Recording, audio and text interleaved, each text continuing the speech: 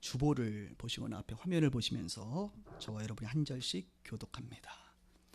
바다에 큰 놀이 일어나 배가 물결에 덮이게 되었으니 예수께서는 주무시는지라. 그 제자들이 나와서 깨우며 이르되 주여 구원하소서 우리가 죽겠나이다. 예수께서 이르시되 어찌하여 무서워하느냐 믿음이 작은 자들아 하시고 곧 일어나서 바람과 바다를 꾸짖으시니 아주 잔잔하게 되거늘 사람들이 놀랍게 여겨 이르되 이가 어떤 사람이기에 바다와 바다도 순종하는가 하더라. 또 예수께서 건너편 가라다 지방에 가심에 귀신 들린 자 둘이 무덤 사이에서 나와 예수를 만나니 그들은 몹시 사나워 아무도 그 길로 지나갈 수 없을 지경이더라. 이에 그들이 소리질러 이르되 하나님의 아들이 우리가 당신과 무슨 상관이 있나이까? 때가 이르기 전에 우리를 괴롭게 하려고 여기 오셨나이까 하더라. 침상에 누운 중풍병자를 사람들이 데리고 오거늘 예수께서 그들의 믿음을 보시고 중풍병자에게 이르시되 작은 자야 안심하라 내 죄사함을 받았느니라. 그러나 인자가 세상에서 죄를 사하는 권능이 있는 줄 너희가 알게 하려 하노라 하시고 중풍병자에게 말씀하시되 일어나 내 침상을 가지고 집으로 가라 하시니 그가 같이 있습니다. 그가 일어나 집으로 돌아가거늘. 아멘. 네.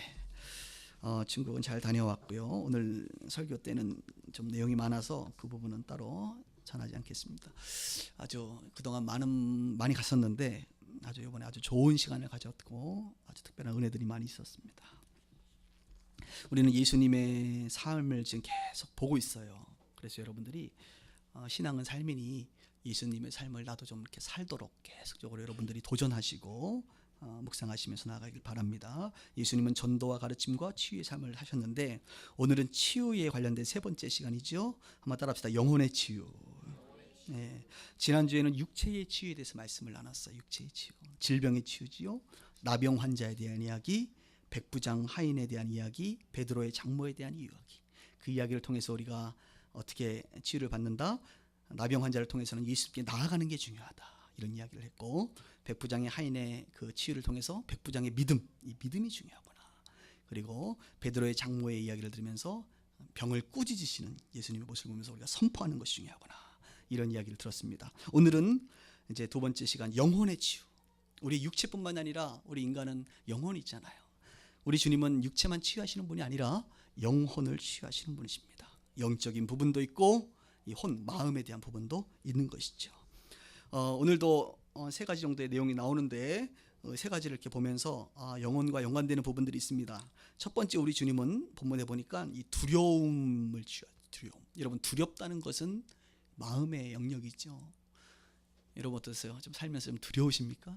두려우세요. 많은 분들이 현대인들은 두렵습니다. 삶이 복잡하기도 하고 미래에 대한 늘 두려움이 있어요.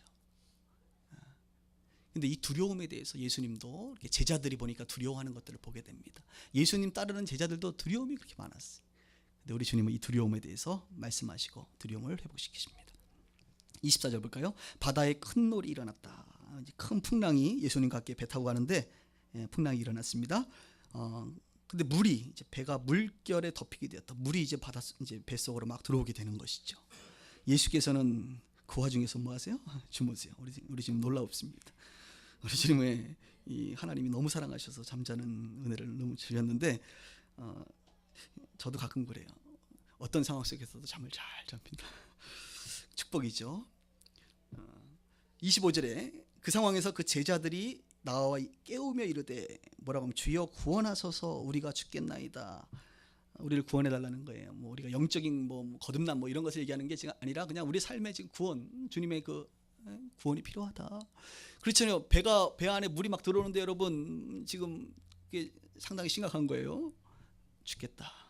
사람이 죽겠다 싶을 때 찾아오는 것이 두려움입니다. 두려움. 살만할 땐 별로 두렵지 않아요. 경제적으로 두려워요. 이제 답이 안 보여요. 그럴 때 우리는 죽겠다. 그때 두려움이에요. 사람들이 이게 죽겠다라는 말을 많이 하시는 분들은 나는 두렵습니다. 이것을 반대적으로 이야기하는 것이죠. 우리 주님은 이 두렵은 마음, 이 죽겠다는 이야기를 별로 안 좋아하세요. 우리 주님은 살겠다. 그럼에도 불구하고 사는 것을 우리 주님 좋아하십니다. 26절에 예수께서 이르시되 어찌하여 무서워하느냐. 무섭다는 게 두려운 거죠. 믿음이 작은 자들아. 하나님이 전능하심을 믿고 내가 너희와 함께하고 있다는 것을 믿으면 우리 주님이 너무 좀 과하시게 요구했나요? 지금 당장 막 물 때문에 죽겠는데 지금 이게 우리가 어떻게 되겠습니까? 그죠? 곧 일어나서 바람과 바다를 뭐 하셨어요? 오늘도 꾸짖으셨다. 지난주에는 질병도 꾸짖으셨고 오늘은 바람과 바다도 꾸짖으셨다. 바람과 바다도 꾸짖음을 받을 대상이구나. 그렇죠. 로마서에 보면 만물이 말이죠. 하나님의 아들들, 하나님의 자녀들이 나타날 것을 고대한다 그랬어요. 하나님의 자녀들을 회복시킬 수 있는 존재입니다. 왜냐하면 하나님의 자녀들은 하나님의 권세가 임하기 때문에 하나님의 말씀을 대언하는 자이기 때문에 하나님의 말씀으로 질병도 환경도 태양을 향하여도 꾸짖고 선포할 수 있으면 우리 주님은 창조자이기 때문에 그분이 다 만들었단 말이에요. 돌들도 다 말을 듣는단 말이죠. 여러분, 그러니까 우리가 그리스도인들인데 이것을 아셔야 돼. 여러분이 어떤 존재인가. 나는 죄인이고 연약하고 부족한 자이지만 내 안에 거하시는 그분으로 말미암아 우리는 꾸짖을 수가 있는 것이죠. 예수님께서는 근데 본인이 직접 꾸짖습니다. 그랬더니 사람들이 놀랍게 여겨. 이 원리를 모르면 놀라울 뿐이죠. 이가 어떠한 사람이기. 아직도 제자들은 예수님이 사람 정도로만 보였다는 거예요. 바람과 바다도 순종하는가 이렇게 말하고 있습니다.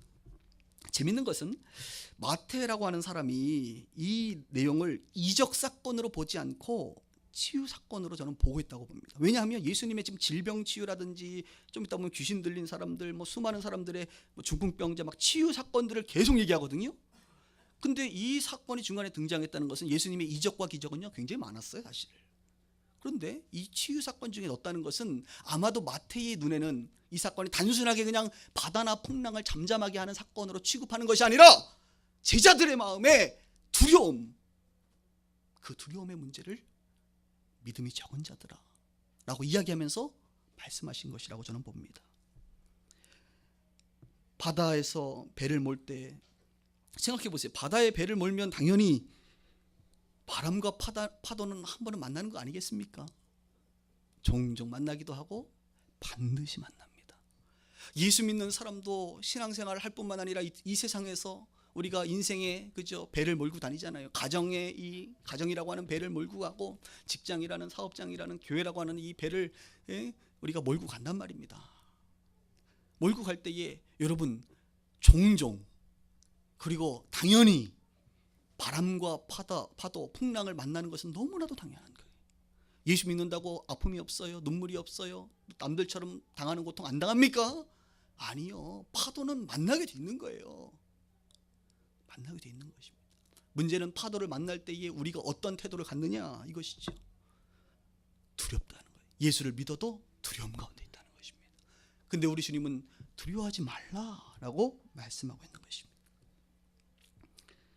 두렵지 않은 인생이 어디 있겠습니까? 목사님, 우리도 죽을 것 같은데 두렵지 않은 인생이 어디 있겠어요? 그런데 주님은 그 와중에서도 우리 가운데 요구하시는 그 높은 가치가 무엇입니까? 왜 두려워하느냐? 이렇게 말씀하고 있는 거예요. 왜 두려워하지 않을 수 있습니까? 제자들이 발견했던 것처럼 그 배 안에 누가 계세요? 주님이 거하시잖아요. 예수님을 발견할 수 있어야 되는 것이죠. 예수님이 거하신다고 한다면 예수님이 지금 이 배 안에 거하시지 그럼 두려워할 게 아닌데 예수를 발견하면 내 안에 계시는 그 예수를 발견하면 나의 아버지가 되시는 그 예수를 발견하면 두려워하지 않을 수 있지요. 예수님은 그렇게 말씀하지 않습니까? 요한복음 11장 25절에 나는 부활이요 생명이니 나를 믿는 자는 죽어도 죽겠다고 죽어도 살겠고 무릇 살아서 나를 믿는 자는 죽는다고 영원히 죽지 않는다. 세상은 죽는 개념이 있지만 우리는 죽는 개념이 없어요. 그냥 몸이 죽는 게 아니라 이거예요. 죽어도 너희들이 얘기하는 그 죽음도 아니다. 죽는 게 사는 것이다. 너희들은 죽지 않는다. 영원히 사는 것이다. 부활에 대해서 말씀하시면서 죽겠다고 얘기하지 마라. 혹 정말 이것 때문에 저것 때문에 풍랑 때문에 사고로 죽어도 죽은 게 아니야. 두려워하지 마. 영원한 것이 있는데 왜 두려워해? 내가 있는데. 이렇게 말씀하고 있는 거예요. 그래서 다윗은 이렇게 늘 고백하잖아요. 사울 왕에게 쫓기면서 얼마나 힘들었겠어요. 맨날 죽을 것 같잖아요. 창으로 던지잖아요. 자꾸 군사들이 막 몰고 다니면서 자기를 죽인 도망자의 신세, 맨날 죽겠는 거지. 그럴 때 그는 그렇게 고백합니다. 시편 56편 11절에 내가 하나님을 의지하였은즉 두려워 아니하리니. 왜 두렵지 않겠어요? 그런데 다윗은 그걸 발견한 거예요. 내가 하나님을 의지한즉 나는 두렵지 않습니다라고 고백하면서 사람이 내게 어찌하리이까? 사울왕이 나한테 어떻게 하겠냐 말이지. 하나님이 나를 보호하시고 나에게 기름을 부었다고 하는데 사울왕이 아무리 나를 죽이려고 해도 어찌 저가 나를 죽일 수 있겠는가? 하나님에 대한 믿음, 자신의 존재에 대한 확신, 이것이 바로 두려워하지 않을 수 있는 비결이라는 것입니다. 내 안에 거하시는 그 예수님은 늘 우리 가운데 꾸짖으시고 그 환경을 꾸짖으시고 우리 가운데 말씀하세요. 사랑하는 여러분, 예수님의 권세로 여러분들이 이렇게 환경들을 돌파해 나가기를 주 이름으로 축복합니다. 두렵지 않을 수는 없어요. 그러나 오늘 말씀을 자꾸 기억하셔야 돼요. 왜 두려워하느냐? 왜 두려워하느냐? 그리고 그것은 믿음과 연관되고 있다고 주님은 끊임없이 말씀하십니다. 나를 믿지 않기 때문이지 않느냐? 내가 너의 인생을 책임지지 못할 것처럼 너는 생각하고 있지 않느냐? 내가 멀리 있는 그냥 하나님으로만 생각하고 있는 것이 아니냐? 나를 정말 아버지라고 너가 생각하는 거냐? 믿고 있는 거냐? 주님 말씀하시는 거예요. 두려운 이 부분을 우리 예수님께서는 제자들에게 다시 한번 가르쳐주고 있습니다. 그리고 실질적으로 그 두려운 원인 자체를 우리 주님은 해결해 주셨죠. 저는 여러분들이 어떤 것에 두려워하고 있는지는 모르지만 너무 두려워하지 마세요. 죽어도 삽니다. 아멘. 그리고 환난에서 벗어나 근심이 없게 하실 줄 믿습니다. 지금 7년째 목회하면서 다 죽을 것 같이 힘들고 어렵지만 아직까지 안 죽고 있어요. 보니까 다 또 넘어가고 다 삽니다. 제가 보니까 경험에서 우리는 또 배우잖아요. 그래, 저 사람 보니까 정말 저 사람 죽을 것 같아. 또 살아요. 또 살아. 너무 염려하지 마세요. 염려한다고 바뀌는 게 없습니다. 두 번째, 오늘 본문에 보면 귀신 들린 자가 등장합니다. 예수님은 오늘 귀신 들림의 치유, 귀신은 영의 부분이 영적인 존재라 이렇게 얘기할 수 있어요. 그래서 영적인 문제를 좀 다루고 있는데 우리 주님은 우리 마음의 두려움도 치유할 뿐만 아니라 귀신 들림도 치유하십니다.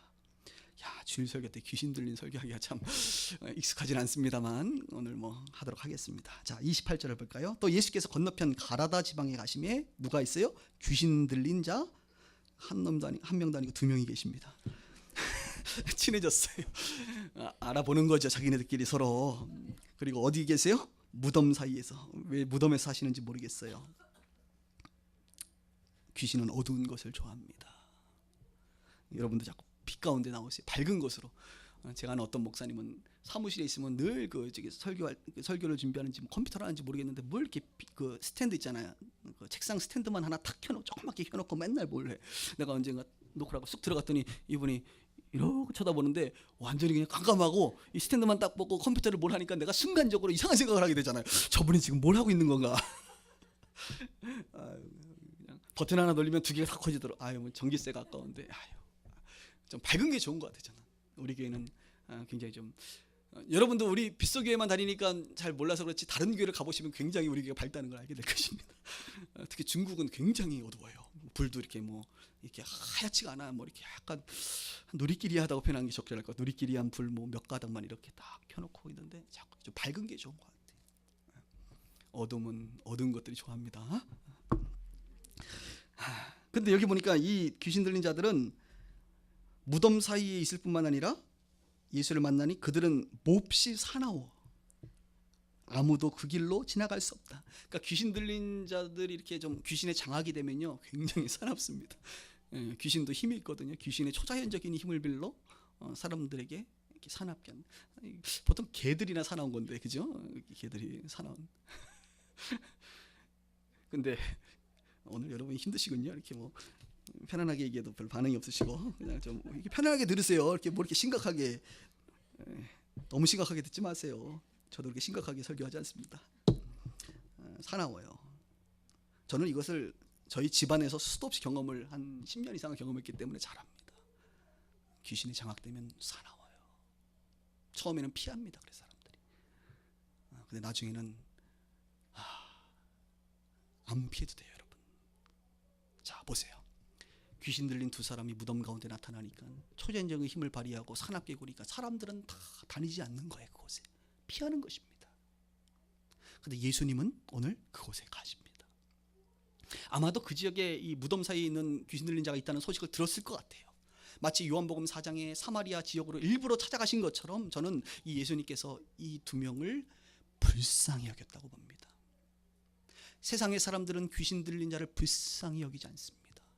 세상 사람들은 우리는 귀신 들린 자를 피하는 존재로 본단 말이에요. 그런데 예수님은 그 자를 불쌍히 여겼어요. 사람이 악한 게 아니에요, 여러분. 그 사람이 얼마나 불쌍해.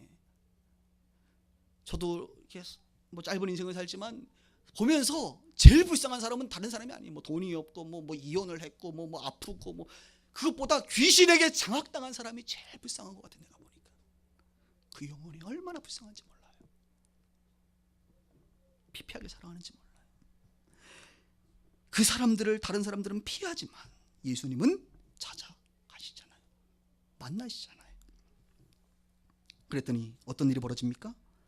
29절. 이에 그들이 소리질러 이르되 하나님의 아들이여. 귀신도 예수님이 하나님의 아들인 줄 귀신처럼 알아봐요. 그렇죠? 귀신처럼 알아봐. 어떻게 예수가 하나님의 아들인 줄 알았을까요? 그 위에는 제자들은 사람 정도만 봤는데 대단합니다. 그러니까 예수가 하나님의 아들인 줄 머리로 안다고 구원받는 게 아니에요, 여러분. 믿고 고백하고 주인으로 모시고 인정하며 살아가는 것이 중요하지. 우리가 당신과 무슨 상관이 있나이까? 때가 이르기 전에 우리를 괴롭게 하려고 여기 오셨나이까? 귀신들이 뭐라고 얘기합니까? 때가 이르기 전에. 아직 자기 때가 있는데 때가 이르기 전이라는 거예요. 그러니까 귀신들은 자기 때가 있다는 걸 알아요. 그 다음에 우리를 괴롭게 하려고 왔습니까? 자기를 괴롭히러 왔다는 거예요. 예수님이 여러분 사람 괴롭히는 거 보셨어요? 예수님은 사람을 괴롭히지 않습니다. 예수님은 누구를 괴롭혀요? 귀신들을 괴롭혀요. 귀신들은 누구를 괴롭힙니까? 사람을 괴롭힙니다. 이해되세요? 예수님은 사람을 어떻게 대하시죠? 사랑과 긍휼로 대하세요. 이게 하나님과 이 귀신의 차이인 거예요. 하나님은 선하시고 인자하시고 사랑하시고 품으시고 하나님의 성품은 너무나도 분명해. 상식적으로 봐도 분명해. 마귀의 성품은 너무나도 확실해. 망하게 하고 죽이고 해하고 욕하고 분노하고 괴롭히는 것, 인간을. 마귀의 역할이죠.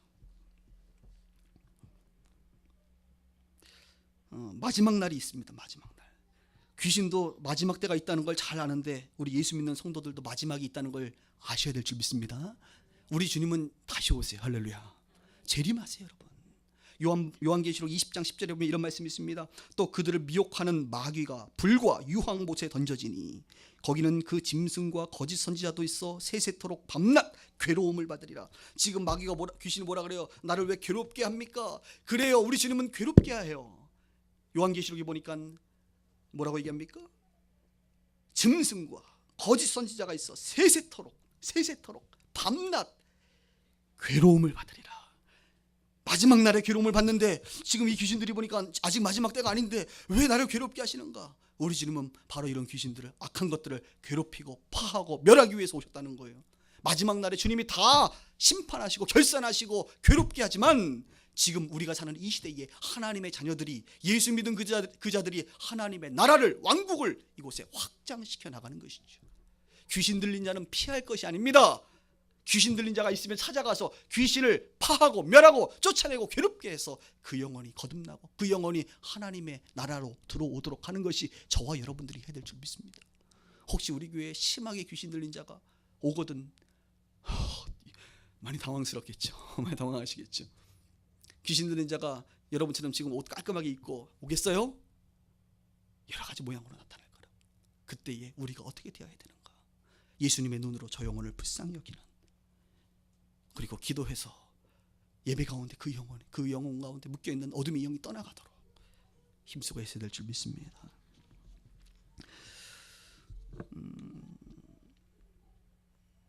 저는 여러분들에게 이 귀신을 좀 두려워하지 않았으면 좋겠다라는 생각을 하면 한번 좀 하나님이 이것을 또 훈련도 시킬 수 있으면 좀 훈련도 좀 받으시길 바랍니다. 귀신은 아무것도 아니에요, 여러분. 믿으십니까? 오늘 굉장히 좀 두려움의 영어로 휩싸이면 안 됩니다, 여러분. 아무것도 아니에요, 진짜. 가하면 가요. 개들도요 사람을 알아봅니다. 딱 봐가지고 내가 무서워하지요? 그럼 개들도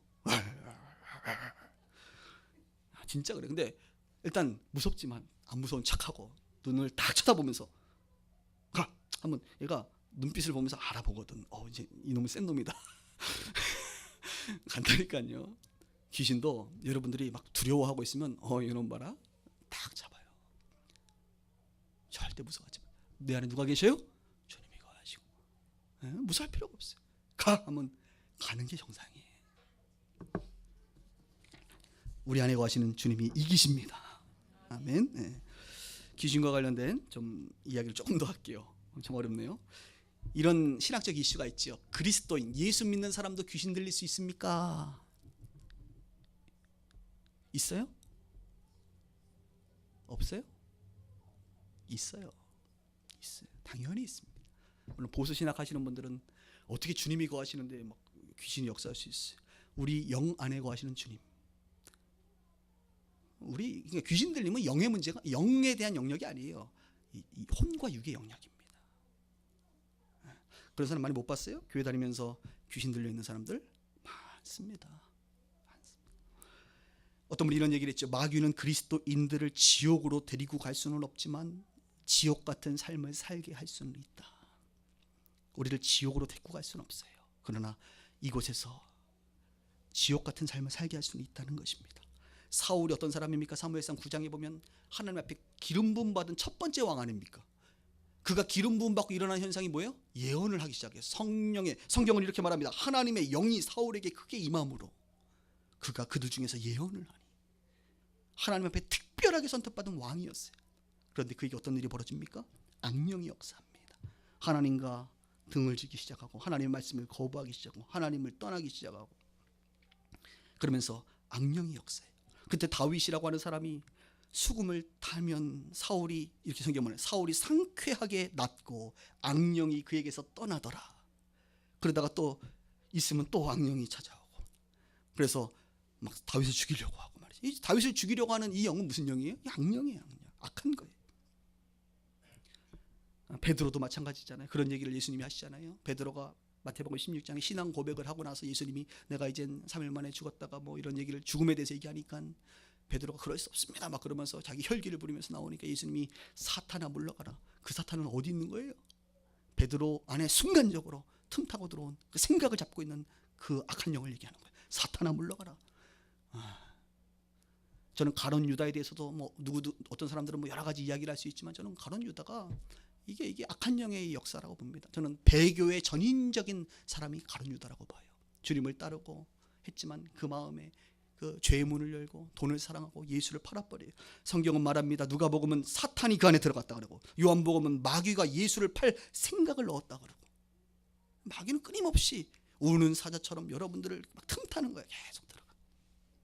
아나니아 삽비라고 어떤 사람입니까? 초대교회에서 은혜 받고 성령 받고 구원 받고 그래서 주님 사랑해서 헌신해서 땅 다 팔아가지고 말이야 드리려고 했는데 아까우니까 베드로가 야 아까우면 안 드려도 되는데 뭐 이렇게 숨기냐 성령을 속이냐 그러면서 죽잖아요. 그때에 성경은 뭐라고 얘기합니까? 사탄이 내 마음에 가득하여 그 마음에 사탄이 가득한다는 내 마음을 성령을 속였다. 그러므로 베드로전서 5장 8절은 근신하라 깨어라 너희 대적 마귀가 우는 사자같이 두루다니며 삼킬 자를 찾나니 그러니까 삼킬 자를 찾아서 삼킬 수 있어요 없어요? 있으니까 근신하고 깨어있으라 이거예요. 귀신 예수 믿는 사람들 귀신 들릴 수 있어요? 근데 귀신 들림하고 이게 용어의 문제인데 항상 귀신 들림과 악한 영의 역사와 조금 구분하시는 게 좋을 것 같아요. 항상 귀신들은 악한 영들은 죄라고 하는 것을 좋아하기 때문에 죄의 문을 열면 여러분들이 습관적으로 짓는 죄, 늘 생각과 마음으로 반복적으로 짓는 죄들 있잖아요. 그 죄들을 자꾸 지으면요, 그 죄의 틈을 이 마귀는 삼킬 자를 찾다가 죄를 딱 지고 그러면 틈을 싹 타고 생각과 마음에 슉 들어가가지고 말이죠. 이상한 생각, 이상한 마음, 그런 일들을 벌인단 말이죠. 이게 악한 영의 역사라 그래. 악한 영의 역사. 그런데 이 생각에 들어와서 이 마귀를 사랑하고 그 죄를 즐기고 죄 가운데 계속 머물고 거하고 빛 대신 주님 안에 거하기보다 말씀 안에 거하기보다 이 죄를 계속 사랑하고 거하게 되면 마귀가 그 안에서 진을 친다. 이렇게 장악을 한다. 마귀가 장악할 때를 우리는 귀신 들렸다. 이렇게 이야기하는 거예요. 그래서 어떤 사람은 뭐 순간순간 마귀가 역사하는 것을 일시적 귀신 들림이라고도 표현하는데 좀 귀신 들림 말이 기분이 안 좋아. 그렇게 따지면 저 같은 사람도 뭐 목사지만 순간순간 하루에도 12번씩 귀신 들렸다가 나갔다가 뭐 이러잖아요. 그러니까 악한 영의 역사로 저는 그냥 구분합니다. 악한 영의 역사. 악한 영의 역사는 여러분 하루 살아서 한번 체크해 보세요. 별 생각도 들고 지금 이 순간에도 그런 생각이 들 수도 있고 그렇습니다. 특히 중독 증세에 있는 사람들이 모두가 귀신 들린 것은 아닙니다. 우리가 항상 이렇게 다양하다는 것을 아셔야 돼. 뭐든지 다 한쪽으로 몰면, 제가 아는 어떤 목사님이, 선교사님이 모든 질병은 다 귀신 들린 것이다. 감기도 감기 귀신, 뭐든지 다 귀신 들린 거예요. 이 바이러스 이것도 귀신이야, 다 귀신이 다 붙어서 그런 거야. 그게 이단이 되는 거죠. 또 너무 아닌 쪽으로만 또 얘기하는 분들도 그것도 문제가 있는 거예요. 그래서 제가 한번 신학 토론을 한번 했어요. 그러면서 그분이 귀신에 의해서 역사하는 막 이야기를 꺼내서 내가 또 같이 연구를 좀 토론을 했더니 결국은 제가 이겼습니다. 모든 것은 아니구나 이런 결론을 저는 이제 결론을 이끌었는데, 그러나 모든 것은 아니지만 또 그런 것은 있다는 걸 아셔야 돼요. 중독 중에 귀신의 역사로 중독 증세가 일어난 것이 있습니다. 그런 것들은 어떻게 해야 돼요? 귀신을 쫓아내야 되는 문제인 거예요.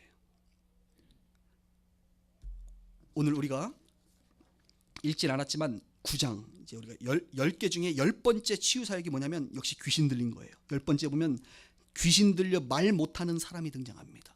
귀신 들렸는데 뭘 못해요? 말을 못해. 예수님께서 귀신을 쫓아냈더니 말하거늘.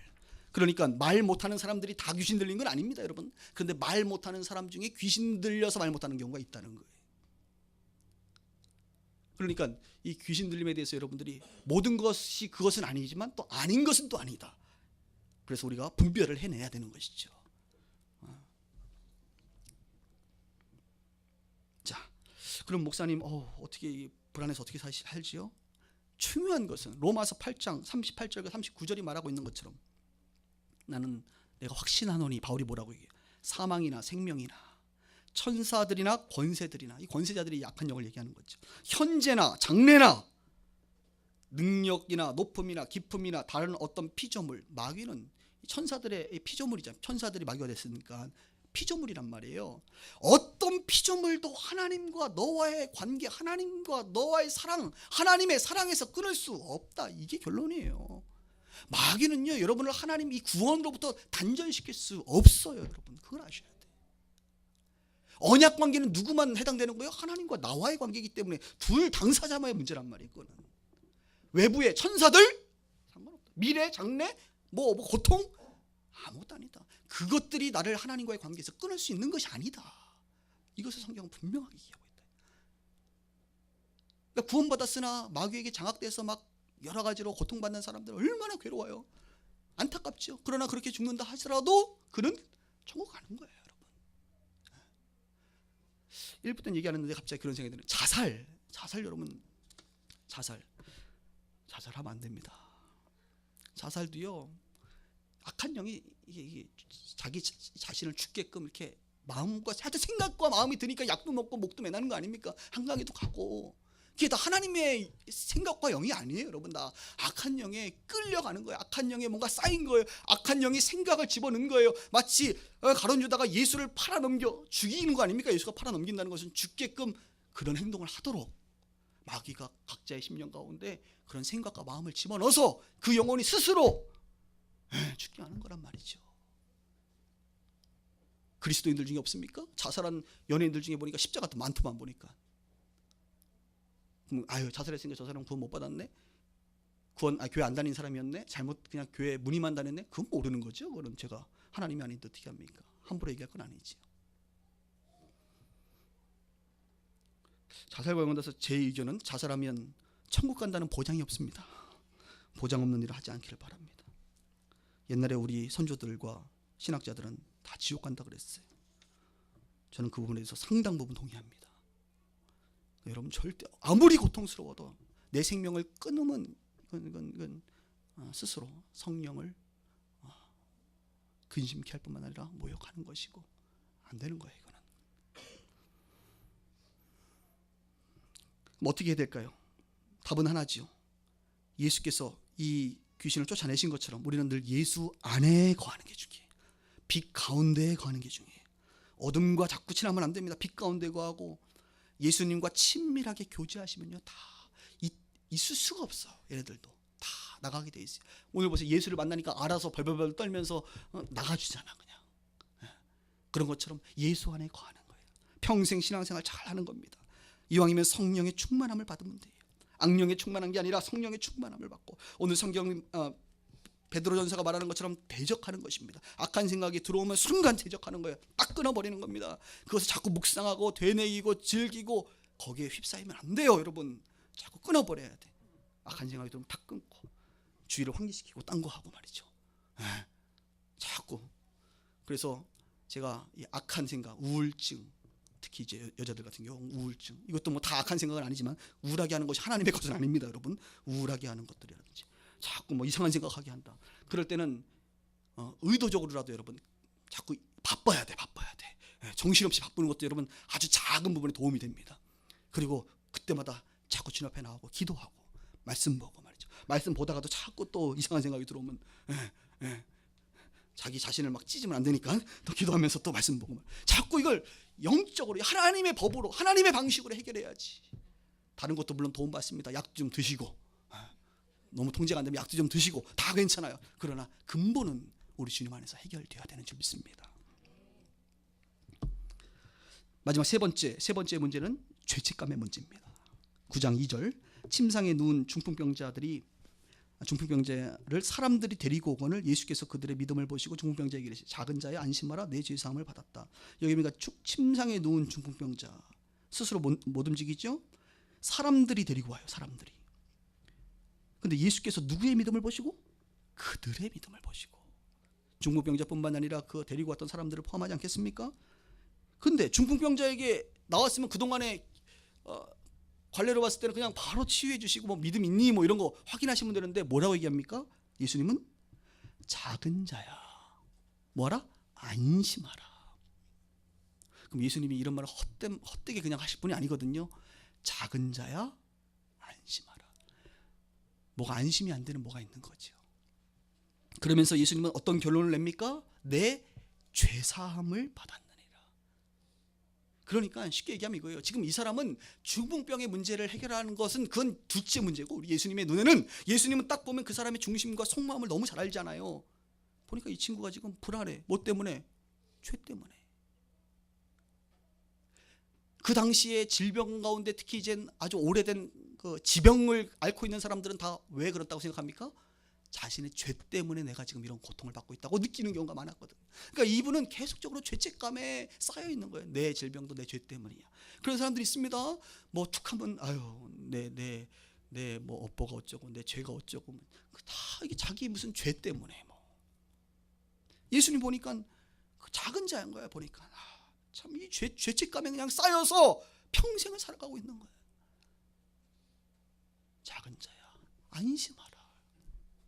죄 문제? 안심하라. 내가 죄사함을 주노라. 원죄의 문제, 자범죄의 문제, 모든 죄의 문제 내가 주노라. 그러니까 우리가 본문에는 없지만 성경에 보면 이런 말이 있습니다. 그 다음에 서기관들이 그것을 보고 그 얘기를 듣고 속마음으로 이렇게 생각했다는 거예요. 신성을 모독하는구나. 죄사함은 하나님만이 주시는 건데 어떤 저자가 죄사함을 줄 수 있겠는가라고 생각을 말한 게 아니라 생각을 하고 있으니까 예수님이 성경에 또 그 생각을 아시고 우리 예수님은 지금 말이 지금 돌고 있는 게 아니라 다 생각으로만 보시는 거예요. 우리 주님 대단하신 분이 속을 살핀단 말이에요. 생각을 하시고 이렇게 말합니다. 너희가 어찌하여 마음에 악한 생각을 하느냐. 지금 맥락으로 봤을 때 지금 이 중풍병자의 마음을 아시고 서기관들의 마음을 아시고 서기관들의 마음에 악한 생각을 하시는 거예요. 마음을 지금 보시는 겁니다. 그 마음이 죄책감으로 있는 그들의 모습을 보는 것이죠. 그러면서 6절에 봅시다. 그러나 인자가 세상에서 죄를 사하는 권능이 있는 줄을 너희로 알게 하려 하노라. 이 상황 가운데 죄책감의 문제를 다루시면서 예수님은 죄를 사하는 권세가 있음을 선언하십니다. 7절에 그가 일어나 6절 마지막에 침상 그리고 나서 중풍병자에게 말씀하시되 일어나 내 침상을 가지고 집으로 가라 하시니 그가 일어나 집으로 돌아간다. 여러분 오늘 집으로 돌아가실 텐데 여러분 안에 있는 모든 문제를 침상에서 내려놓고 할렐루야 일어나서 집으로 돌아가시길 바랍니다. 그게 치유죠. 되는 거예요. 여러분 예수님은 우리의 죄를 정말로 완전하게 해결하신 분 아닙니까? 에베소서 1장 7절에 우리가 그리스도 안에서 그의 은혜의 풍성함을 따라 그의 피로 말미암아 구속 곧 죄사함을 받았나니. 어디 안에서? 그리스도 안에서. 골로새서 1장 14절은 그 아들 안에서. 어디 안에서? 아들 안에서. 예수 안에서 우리가 구속 곧 죄사함을 얻었도다. 죄사함은 어디에 있습니까? 예수 안에 있는 거예요. 예수 안에. 예수 안에 생명이십니다. 그분은 영생을 주시는 분이세요. 예수를 만나는 자, 예수를 믿는 자, 예수 안에 거하는 자, 과거의 모든 죄 사해졌고 현재 짓는 모든 죄 예수 앞에 나오면 사함을 받고 앞으로 우리가 또 짓게 될 연약하여 짓게 될 그 모든 죄 또한 예수 안에서 다 용서를 받는 거예요. 지난주 이 부분 얘기했지 않습니까? 그래서 예수를 믿음으로 죄사함을 얻기 때문에 이 죄의 문제 불안하고 염려하고 걱정하지 말란 말입니다. 그런 거 염려하는 자를 우리 지금은 작은 자야라고 말합니다. 작은 자야. 십자가의 보혈을 의지하여 예수께 나오라. 그 십자가의 보혈은 단번에 지신 완전한 구속의 은혜가 아니겠습니까? 그 예수를 붙잡아야 돼요. 말씀을 정리하면서 한 두 가지를 좀 더 보기를 원하는데, 지난주 세 가지 얘기할 때 우리가 예수님은 계속 믿음을 얘기했잖아요. 믿음, 그죠? 나병 환자 나올 때도 믿음 보시고, 백부장의 믿음 보시고, 베드로의 장모할 때도 주변의 사람들이 믿음으로 예수님께로 데리고 왔고, 오늘도 보니까 여기 첫 번째 제자들을 향하여 믿음이 작은 자들아, 믿음을 또 얘기하시고, 귀신 들린 자는 자기가 믿겠습니까? 그냥 그건 어쩔 수 없이 주님이 그냥 해주신 거죠. 믿음 없어도. 근데 중풍병자를 향하여서도 역시 믿음을 또 얘기해서 너희들의 믿음을 보시고. 그래서 제가 지난주에 안 되는 건 여러분의 믿음의 문제거나 믿음 없는 저의 문제다 이렇게 얘기를 했죠. 이러고 났더니 이제 멘붕이 좀 오신 것 같아요. 몇 분이.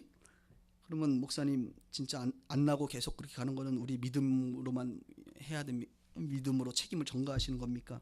이런 질문하는 사람들의 대부분 특징은 하여튼 이렇게 시도 안 한다는 거예요. 문제는 믿음으로 해보지도 않고 일단 자기 편한 대로 생각한다는 특징이 있습니다. 그분들을 위해서 제가 설명을 해드려야죠. 치유가 되지 않거나 아주 오랜 시간이 걸리는 경우가 많습니다. 어떤 경우냐, 한 세 가지가 있어요. 첫 번째는 그것이 유익하기 때문에 교만해질까 봐 그런 경우가 많아요. 목회자들 중에도 하나님이 질병으로 고통받게 하는 사람들 많거든요. 교만해질라 그러면 하나님이 그거 다 건드려서 다시 병원 가게 하고, 좀 나아서 또 오면 열심히 하다 보면 또 한번 툭 건드려서 또 내 은혜가 족하도다 바울에게 얘기한 것처럼 그것을 그냥 그 질병을 달고 사는 것이 유익하기 때문에 그런 경우가 하나 있어요. 또 하나는 그 과정을, 그 치유 과정을 통해서 우리가, 여러분 아프니까 기도하잖아요. 자녀들이 아프니까 기도하죠. 안 아프면 기도하겠습니까? 그 과정을 통해서 하나님이 우리를 변화시키는 거예요. 사실 많은 간증의 대부분은 무엇입니까? 병이 딱 낫다 이것보다는 이런 과정 속에서 하나님이 나를 연단시키시고 성숙시키시고 변화시키시고, 이제는 그 문제 해결 안 돼도 나는 하나님 앞에서 주님을 사랑하고 주님 앞에서 신실하게 살아갈 것을 고백하는 간증들 아닙니까? 이런 과정 하나님이 허락한 것이죠. 세 번째, 욥과 같은 것인데, 몰라. 우리가 정답을 우리는 알고 싶은데 모르는 경우가 많아요. 욥이 아플 때 욥도 모르고 아내도 모르고 자식들도 모르고 친구들이라고 와서 다 얘기하는 것이 다 틀려서 답이. 나중에 하나님 말씀하시잖아요.